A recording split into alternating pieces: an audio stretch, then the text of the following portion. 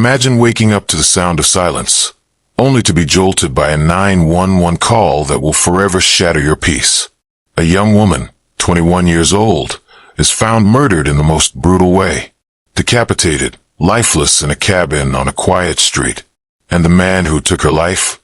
Her husband. But the real question is, what kind of love turns into this? And how could it have been avoided?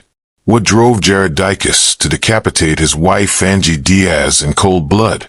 Was it love, jealousy, or something far darker? And could anyone have seen the signs before it was too late?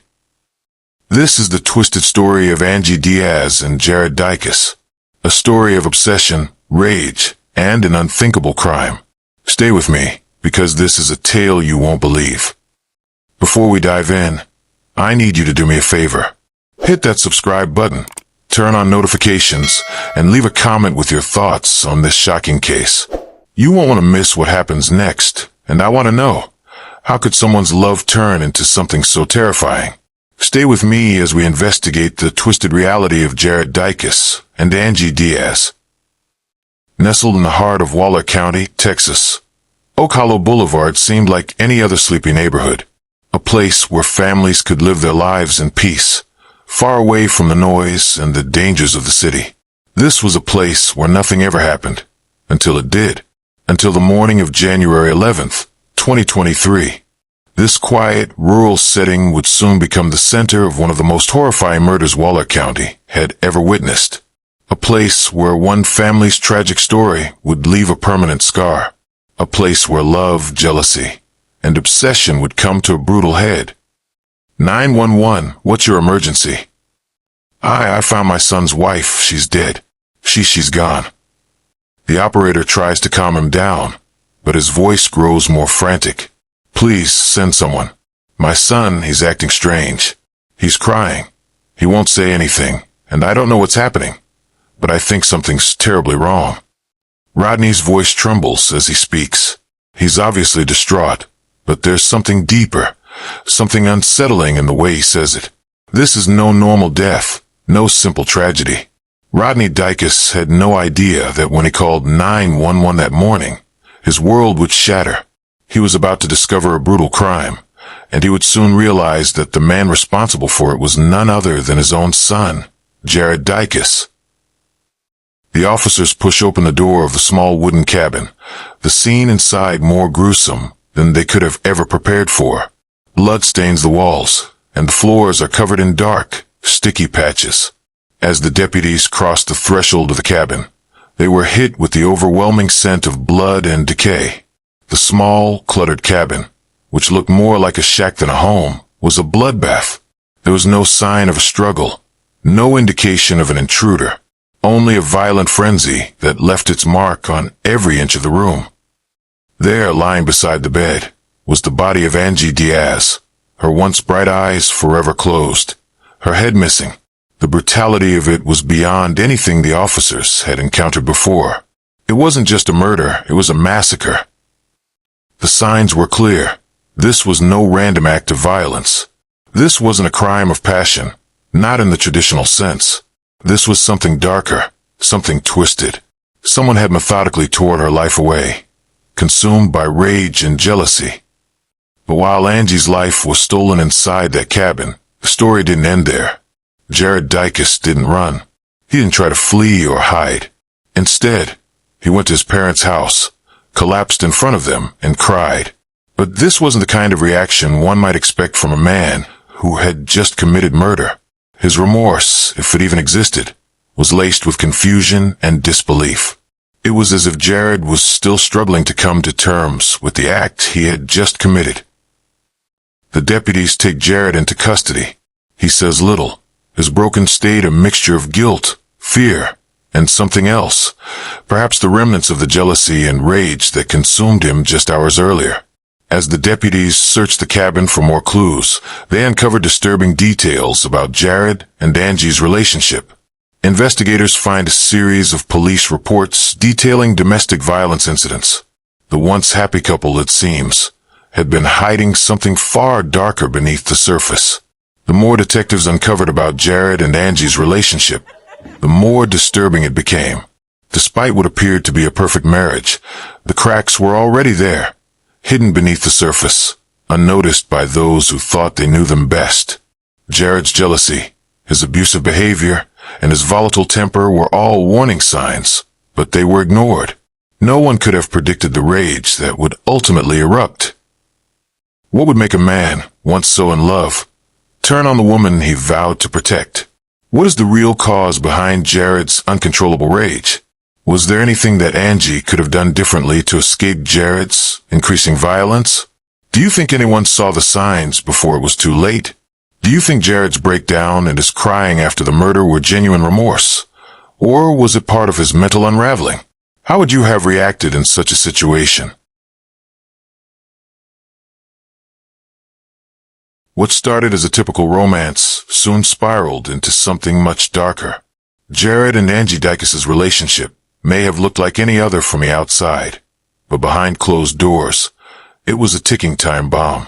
The cracks in their marriage were widening long before that fateful day in January 2023. But no one could have known just how far Jared's mental state would deteriorate, or how deep his obsession would go. To truly understand the depths of Jared's breakdown, we need to go back to his past. Raised in a quiet rural town, Jared had always been a bit of an outsider. He was a good student, polite, and well-liked by his family. But there were signs early on that he struggled with his own identity. His temper was unpredictable, and his emotional outbursts were never truly addressed. His family, including his father, Rodney, dismissed them as phases, something that Jared would grow out of. As Jared entered adulthood, the cracks in his mental health began to show. He began using alcohol to cope with feelings of inadequacy and fear of rejection. These early coping mechanisms escalated into something far more dangerous, substance abuse. By the time he met Angie, he was already battling addiction, but he hid it well. His charm masked the depth of his struggles, and Angie, loving and optimistic, never thought to question it. Jared and Angie's relationship began innocently enough. They met through the grocery store where Angie worked, and Jared quickly fell for her bright smile, her work ethic, and her positivity. Angie, on the other hand, had come to the U.S. to help her mother with cancer treatment, sacrificing everything she knew for her family. She worked 2 jobs, often staying late into the night. But it wasn't just about the money. She wanted a future that was supposed to include Jared. Their whirlwind romance moved quickly. After only a few months of dating, Jared proposed, and Angie said yes. Despite warnings from her friends, Angie believed in their love. But once they were married, the dynamic between them shifted. Jared's jealous tendencies, once hidden beneath the surface, started to surface more often. Angie's career, her growing social media presence, and her friendly nature, especially with other men, became sources of constant friction. Jared's jealousy wasn't just a passing phase. It became an obsession. And that obsession consumed him, poisoning everything. Once the honeymoon period ended, Jared's insecurities began to show their ugly face. The man Angie had once known became a stranger to her. His love morphed into possessiveness, and his jealousy morphed into paranoia. At first, Angie tried to brush it off. She loved Jared and thought that his insecurities could be fixed with time.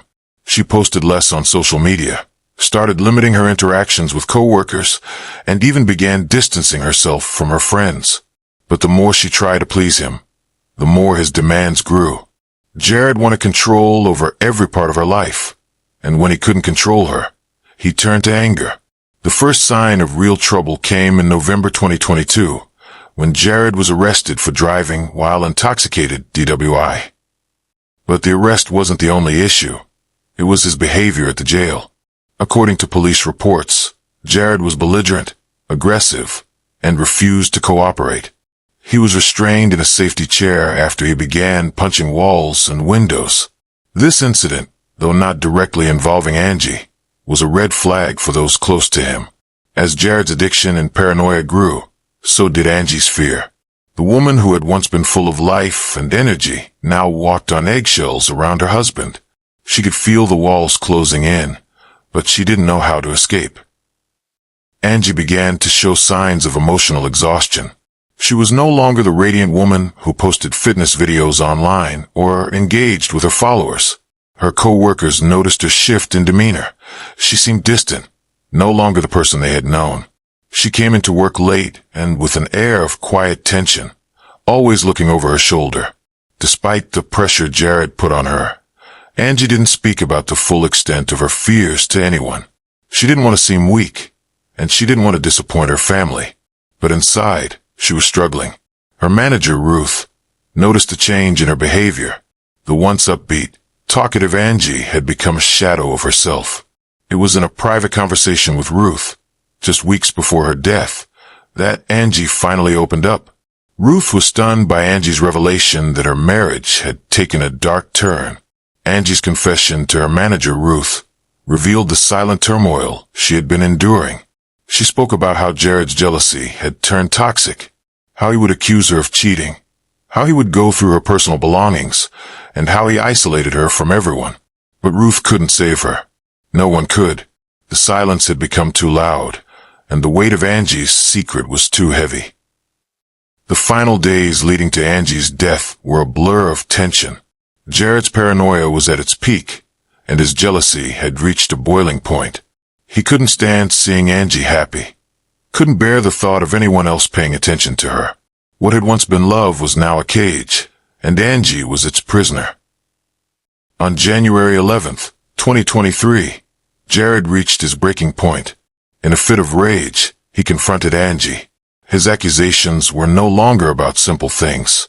This was something much darker. Angie, unable to cope with the anger, tried to reason with him, but Jared wasn't listening. His rage clouded everything. In an uncontrollable frenzy, Jared attacked Angie. He grabbed a kitchen knife and started stabbing her. It wasn't a crime of self-defense or even passion. This was a brutal act of possession. A man trying to own her, trying to punish her for daring to exist outside of his control. But it didn't stop there. In his blind fury, Jared decapitated her. The crime wasn't just violent. It was personal, intimate, and horrifying. After the murder, Jared didn't run. He didn't hide. Instead, he did something even more chilling. He walked calmly to his parents' house and collapsed in front of them, sobbing uncontrollably. His reaction was not one of guilt, but of someone who had lost himself in the madness. When deputies arrived and arrested Jared, he confessed almost immediately. There was no denial, no defense. He simply admitted to what he had done, as if he was detached from the consequences of his actions. He was a man lost in his own mind, consumed by jealousy, addiction, and an obsession that had spiraled out of control. How did Jared's upbringing and mental health struggles contribute to his actions? Do you think his jealousy was a symptom of something deeper? What could Angie have done differently to protect herself? Could anyone have intervened sooner to stop Jared's spiral into madness? What do you think of Jared's reaction to his crime? Was it true remorse, or was he simply lost in the chaos of his own mind? The first thing that struck the officers when they entered the cabin was the overwhelming smell of blood. It hung in the air, a sickly, metallic stench that made the deputies' stomachs churn. The cabin itself, though humble and rustic in appearance, had been transformed into a scene of chaos. It was hard to believe that just hours before, it had been a place where a young couple once shared hopes and dreams. The small cabin where Jared and Angie once lived was now a grotesque testament to violence. The walls, once bare, were now spattered with dark, thick blood. There was no sign of a struggle. No broken furniture. The blood told a story of blind rage, a frenzied attack carried out with no clear direction, only the goal of complete domination. As the deputies made their way further into the cabin, they noticed the blood-stained footprints scattered across the floor. The marks were faint at first, leading to a pile of clothes, then near the makeshift bed where Angie's body lay. As the deputies examined the scene, they noticed something even more chilling, bloodied footprints leading across the room. These weren't just random marks. They painted a picture of a crime carried out in the heat of the moment. It was a chaotic, frantic murder, as if Jared had lost all control over his actions. The question that kept reverberating in their minds was, what had caused this man to snap? In the corner of the room were shadows pooled like dark ink. lay the body of Angie Diaz. The brutality of the crime was impossible to ignore. Her once beautiful face was gone, taken from her in an act of unthinkable violence. Her decapitated body seemed to be swallowed by the darkness of the cabin, her severed head nowhere to be found. The sight of Angie's body was like a punch to the gut. It wasn't just that she had been murdered. It was the sheer savagery of it. The cold, calculated act of decapitation. It wasn't a crime of passion. It was something darker, more chilling. It was as though Jared was trying to erase her completely, to own her even in death. Back at his parents' home, Jared sat in a stupor. His face was pale, his hands trembling, his mind seemingly a million miles away. The deputies didn't have to say much. Jared, broken and defeated, barely put up any resistance. He knew what had happened. He knew what he had done. When the deputies arrived at Rodney Dykes' home, they found Jared sitting on the floor, his eyes wide and distant. There was no denial, no resistance, no attempt to run. He had done it, and somehow, deep inside, he knew it was over. Jared's voice was shaky, almost hollow as he confessed. Jared Dykes, I did it. I killed her. The words fell out of him with a horrifying finality. There was no second guessing, no remorse, only the confession of a man who seemed to be completely detached from the crime he had committed. Jared's confession was almost matter-of-fact. It wasn't as if he was shocked by what he had done, he knew. In that moment, he seemed almost numb to the reality of it. His wife was dead, and he was responsible. The realization of his actions, it seemed, was too much for him to bear. But at the same time, there was something strange about his reaction. No real guilt, no sense of responsibility, just a man seemingly resigned to his fate. Now, with the confession in hand, the investigation turned to the next crucial question: why? What drove Jared to such a violent act? Was it simply jealousy and rage? Or was there something more at play? The police knew they had to dig deeper into Jared's past. They had to understand what had driven him to such extremes. Domestic violence was a key factor. They had already visited the Dykes property multiple times for reports of physical altercations. But was that the only reason? Or was there something more sinister at play? Was Jared suffering from a mental breakdown? Or was this the result of years of psychological damage? As the investigation continued, detectives uncovered a disturbing history of substance abuse. Jared had struggled with both alcohol and drugs for years. But the tipping point seemed to be Angie's increasing independence, her growing presence on social media, her fitness videos, and the attention she received from others. Jared couldn't stand it. He felt threatened by her autonomy, by her ability to live a life outside of his control. Jared's substance abuse, his addiction to alcohol and drugs, created a dangerous cocktail for his fragile mental state. When mixed with his deepening paranoia, it became the perfect storm. And Angie, the woman he had once promised to protect, became the target of his wrath. As his addiction worsened, so did his jealousy, and soon, he began to see her as his possession, something to be controlled, to be owned. And when he couldn't control her, he decided to destroy her. As the investigation into Jared's mental state continued, detectives also spoke to Angie's friends and family. It became painfully clear that Angie had been trapped in an abusive relationship, one she could not escape from. Angie was a bright, beautiful young woman, full of life and hope. She had come to America to support her family, and she worked tirelessly to provide for them. She posted uplifting fitness videos online, encouraging others to stay positive and push through the struggles of life. But in private, she was a victim of Jared's jealousy, his insecurity, and his uncontrollable rage. She had tried to confide in friends, but how could anyone really know the depths of her pain? How could they understand the emotional prison she was trapped in? As the days passed, the deputies pieced together the timeline. It seemed clear that Jared had snapped, but the real question remained: what had been the trigger? Was it the jealousy over Angie's social media presence? Or was it something else? The final confrontation between Jared and Angie came just hours before her death. Jared had been drinking, and when he confronted Angie, the argument quickly escalated. The physical abuse had already been a part of their relationship, But this time, it turned fatal. Jared's final confrontation with Angie was the culmination of everything that had been building for months. The tension, the violence, the emotional manipulation. It all boiled over that day. And in the end, Jared made the unthinkable choice. He murdered the woman he once loved, ending her life in the most brutal way possible. But even after the act, he didn't run. He didn't hide. He just walked away calmly, almost as if nothing had happened. How do you think Jared's obsession with Angie's social media and her growing independence played a role in his violent behavior? What could have been done to prevent the escalation of violence in Jared and Angie's relationship? Did anyone see the signs earlier on?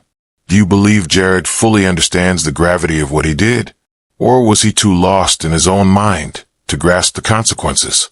After committing a crime so horrific, Jared Dicus didn't run. He didn't flee from the consequences. Instead, he walked calmly into his parents' house, collapsed in front of them, and cried. But it wasn't the cry of a remorseful man. It was the cry of a man who had lost control of himself. The deputies arrived at the Dicus family home shortly after receiving the 911 call from Rodney. They found Jared sitting on the floor, his face pale and his eyes wide, as if in a trance. His parents, Rodney and his wife, were visibly shaken, struggling to comprehend the brutality of what had just transpired. Jared's mother, Lynn, could barely look at her son, while his father, Rodney, appeared broken, not just by the crime itself, but by the realization that his son was the murderer. When deputies approached Jared, they didn't need to say much. The look on his face, the vacant expression, said it all. He had committed the crime. He didn't run, didn't try to hide. He simply confessed. And in that moment, it was clear to everyone that the man they knew as Jared Dicus was gone. In his place stood a man consumed by rage and mental instability.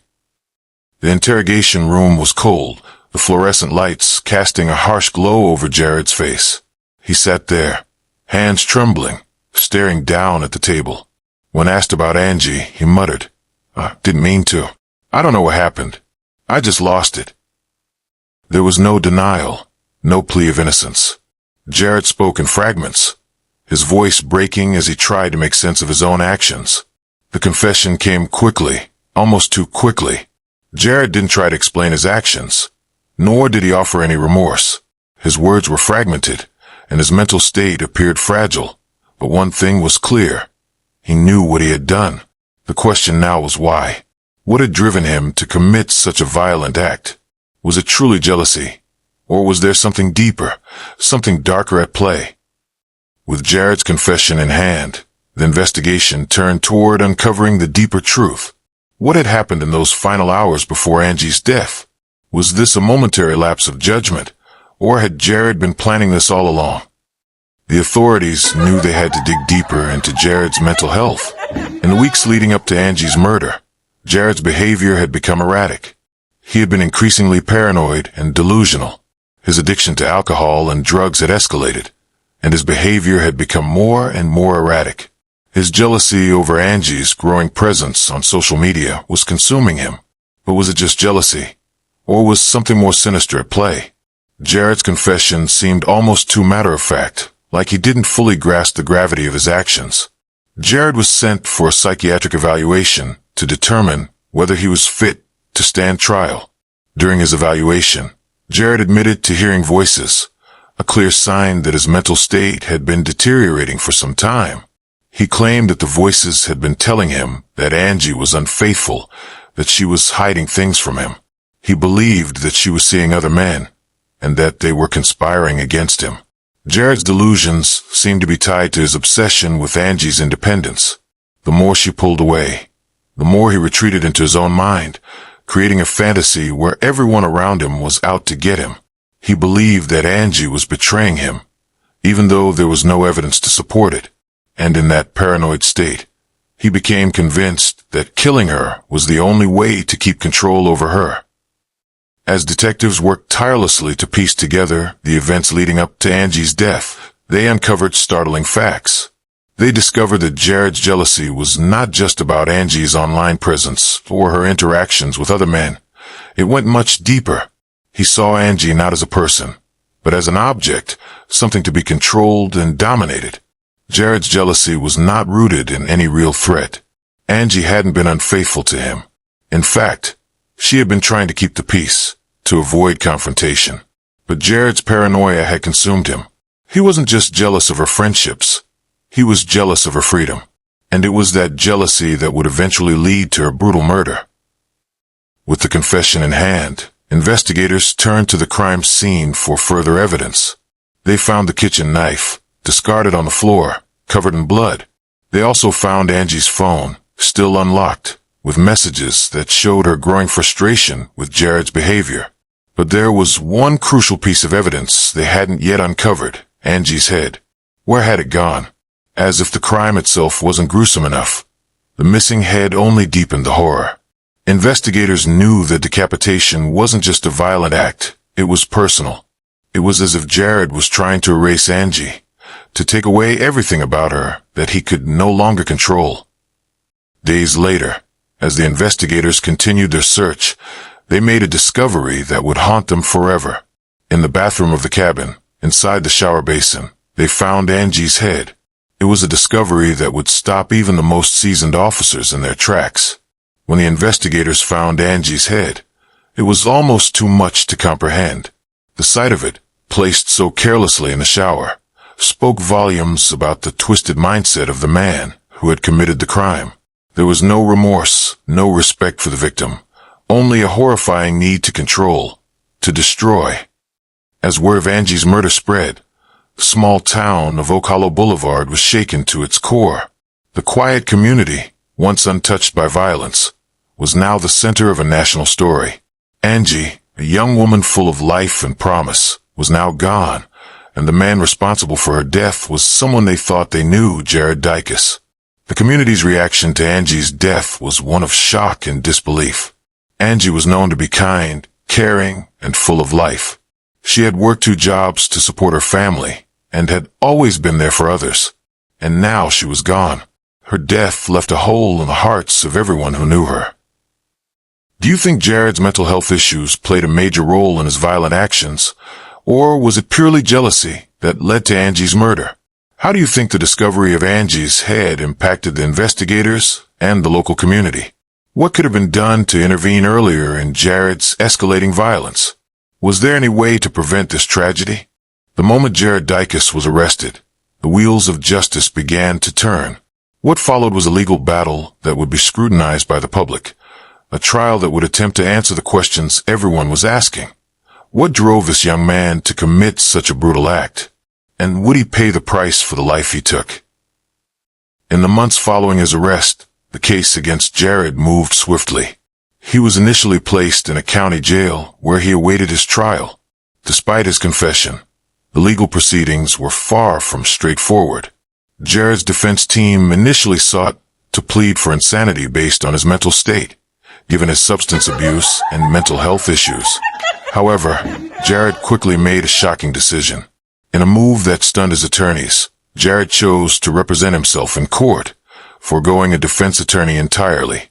This decision was seen as a sign of his growing mental instability. His willingness to take the case into his own hands reflected his deteriorating sense of reality and his belief that he could somehow control the situation. Jared's decision to represent himself in court left many baffled. His defense team, shocked by his choice, tried to convince him to accept legal counsel. But Jared insisted on taking the reins. What did he hope to achieve? Was he trying to control his fate, or was this just another sign of his unraveling mind? The trial began with Jared's guilty plea. His confession had already sealed his fate, but the defense and prosecution would battle over mitigating factors. The mental health evaluation played a crucial role, with experts testifying that Jared had been suffering from paranoid delusions and that his addiction to drugs and alcohol had exacerbated his violence. Some argued that Jared was mentally unstable at the time of the crime, and thus not fully responsible for his actions. The courtroom was tense, the atmosphere heavy with anticipation. The prosecution painted a clear picture of the crime: Jared's uncontrolled jealousy, his violent outbursts, his obsession with Angie. But the defense argued that his mental health issues, combined with his substance abuse, had clouded his judgment. Was Jared fully aware of the consequences of his actions? Could he truly be held accountable for the brutal murder of his wife?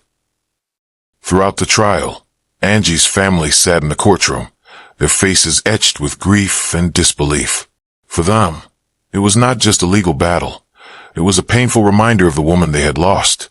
They were forced to relive the horror of her murder, to hear the details of the brutal crime, and to confront the fact that the man they once believed in, Jared, was responsible for the loss of their beloved daughter and sister. For Angie's family, this trial was a nightmare. Every testimony, every piece of evidence presented in court, was a reminder of the violence that had taken Angie from them.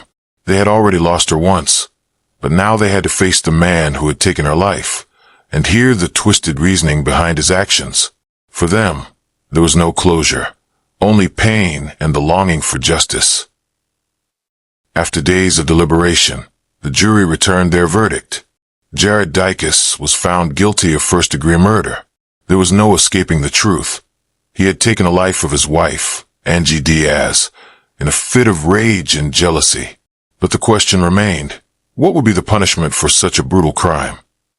The judge, after hearing both the defense and prosecution, handed down a sentence that shocked the community: 40 years in prison.